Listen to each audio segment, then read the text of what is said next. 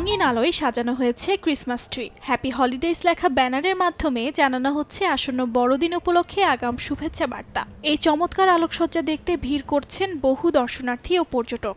বড়দিন কেন্দ্র করে আলোকসজ্জা করা হয়েছে নেদারল্যান্ডসের রাজধানী অ্যামস্টারডাম জুড়ে। অ্যামস্টারডাম শহরকে সাজানো হয়েছে নতুন রূপে। বসানো হয়েছে নানা ধরনের হাতের তৈরি জিনিসের ছোট ছোট স্টল।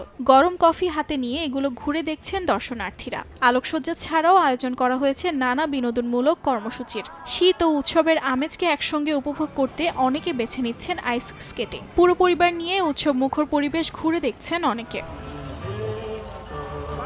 কদিন পরই খ্রিস্ট ধর্মাবলম্বীদের সবচেয়ে বড় ধর্মীয় উৎসব বড়দিন। আনন্দঘন উৎসবের মাধ্যমে বছরটি শেষ করতে চান সবাই।